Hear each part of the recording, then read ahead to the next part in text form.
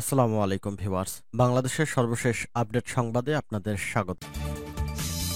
জানিয়ে দেব হাতে থাকা সর্বশেষ আপডেট বাংলা সংবাদ। প্রথমেই সংবাদ শিরোনাম। ভ্যানে লাশ তোলার ভাইরাল ভিডিওর পুলিশ কর্মকর্তা আওয়ামী লীগ নেতার ছেলে। এরপর জানিয়ে দেব টুকু পলক সৈকত সহ 6 জন ফের রিমান্ডে। এদিকে বহুদলীয় গণতন্ত্রের ধারা পুনঃপ্রতিষ্ঠায় বিএনপির মূল লক্ষ্য। আরও জানিয়ে দিব পান্নাকে ষড়যন্ত্র করে মারা হয়েছে দাবি রাজনৈতিক সহযোদ্ধাদের। সর্বশেষ জানিয়ে দিব যুবদলের নামে চাঁদাবাজি, ছাত্রলীগ নেতা ধরা। এতক্ষণ শুনছিলেন সংবাদ শিরোনাম, এবারে বিস্তারিত। তবে অনুরোধ থাকবে ভিডিওটিতে একটি লাইক করবেন এবং কমেন্ট করে জানিয়ে দিবেন কোন জেলা থেকে আপনি আমাদের এই ভিডিওটি দেখছেন। ভ্যানে লাশ তোলার ভাইরাল ভিডিওর পুলিশ কর্মকর্তা আওয়ামী লীগ নেতার ছেলে। সম্প্রতি সামাজিক যোগাযোগ মাধ্যমে একটি ভিডিও ভাইরাল হয়েছে।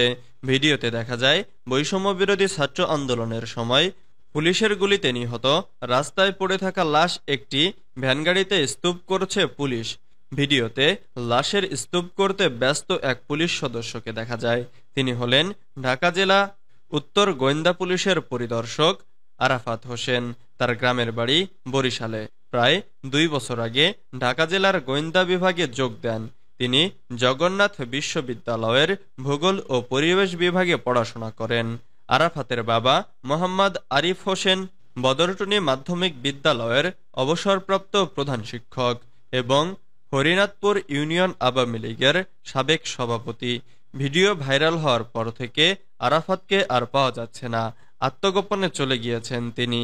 তার মোবাইল ফোন নম্বরটিও বন্ধ পাওয়া যাচ্ছে। এদিকে ভিডিওর চিত্রটির স্থান সম্পর্কে জানা গেছে। খোঁজ নিয়ে জানা যায় ফেসবুকে ছড়িয়ে পড়া এই ভিডিওটি সাভারের আশুলিয়া থানার। এর আগে শুক্রবার 30 আগস্ট সারাদিন ভিডিও সামাজিক যোগাযোগ মাধ্যমে ব্যাপক ভাইরাল হয়। ভিডিওটি আশুলিয়া থানার সামনের ভবনের 2য় তলা থেকে ধারণ করা বলে প্রাথমিকভাবে ধারণা করা হচ্ছে। আর ভিডিও ভাইরাল হওয়ার পর থেকে আরাফাত হোসেন ফোন বন্ধ করে গা ঢাকা দিয়েছেন। ভিডিওতে থাকা অন্যান্য পুলিশ সদস্যদের পরিচয় এখনো পাওয়া যায়নি।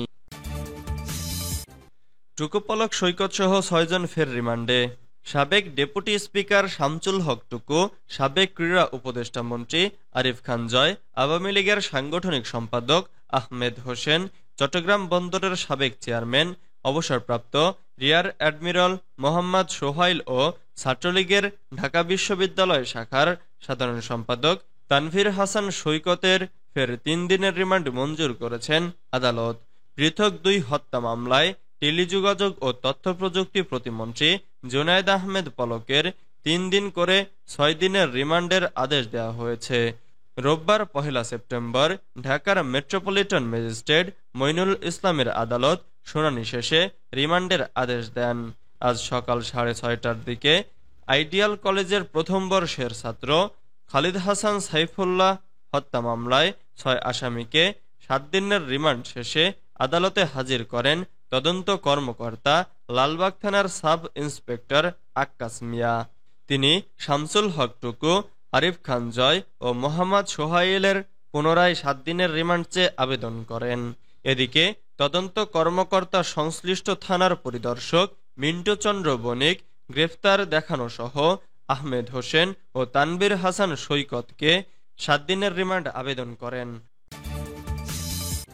বহুদলীয় গণতন্ত্রের ধারা পুনঃপ্রতিষ্ঠায় বিএনপির মূল লক্ষ্য।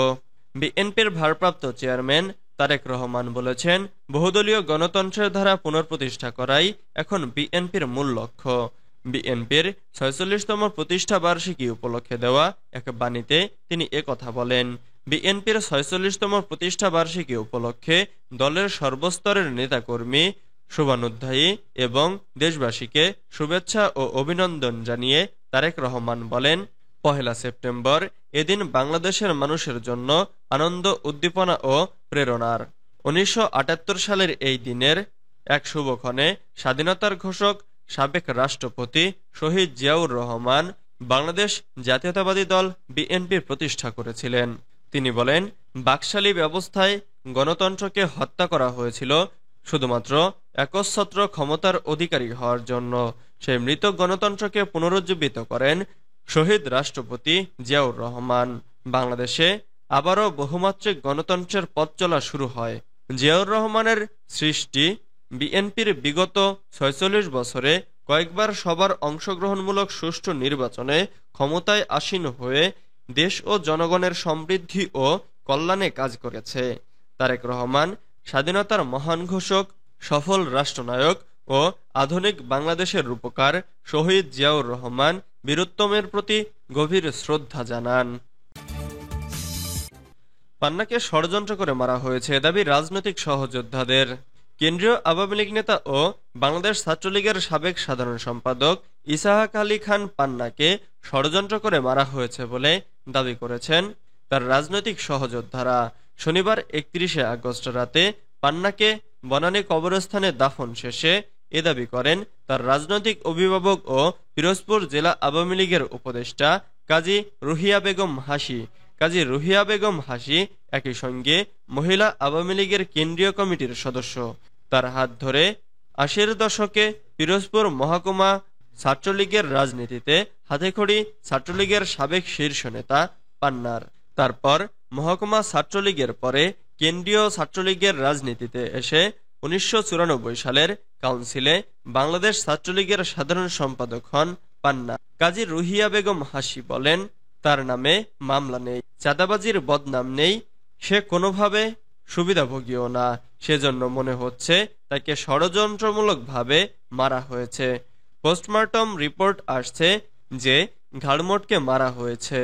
এ ঘটনায় মামলা করবেন কিনা এমন প্রশ্নের জবাবে তিনি বলেন, আমরা জিডি করেছি, পরবর্তী সময়ে মামলা করব।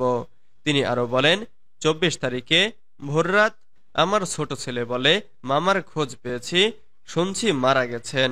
পরে ছবি পেলাম একটা, দেখলাম শ্বাসরোধ করার মতো চিহ্ন ঘাড়ে, পাটা ভেঙে গেছে, কিছুটা রক্ত বের হয়েছে।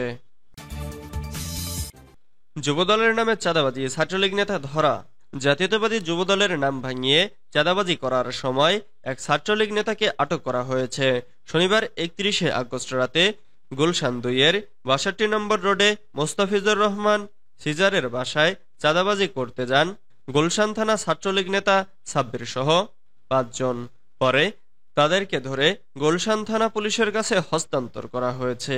এ বিষয়ে ঢাকা মহানগর উত্তর যুবদলের আহ্বায়ক শরীফউদ্দীন জুয়েল বলেন, শনিবার রাত ১:১টার দিকে বিএনপির কেন্দ্রীয় তথ্য বিষয়ক সম্পাদক আজিজুল বারী হেলাল ও যুবদলের কেন্দ্রীয় সাধারণ সম্পাদক নুরুল ইসলাম নয়নের মাধ্যমে তিনি চাঁদাবাজির বিষয়টি জানতে পারেন। তিনি বলেন, এরপর চাঁদাবাজদের ধরতে তাৎক্ষণিকভাবে গুলশান ও বনানী থানার যুবদল নেতাদের সেখানে পাঠাই। দেখা যায় গুলশান থানা ছাত্রলীগ নেতা সাব্বিরের নেতৃত্বে মোট ৫ জন মোস্তাফিজুর রহমান সিজারের বাড়িতে গিয়ে যুবদলের নামে চাঁদা দাবি করেছে। পরে তাদেরকে ধরে গুলশান থানা পুলিশের নিকট হস্তান্তর করা হয়। বিষয়টি নিশ্চিত করেছেন গুলশান থানা ডিউটি অফিসার আনোয়ার হোসেন খান। তিনি বলেন, আটককৃতদের বিরুদ্ধে আইনানুগ ব্যবস্থা গ্রহণ করা হচ্ছে।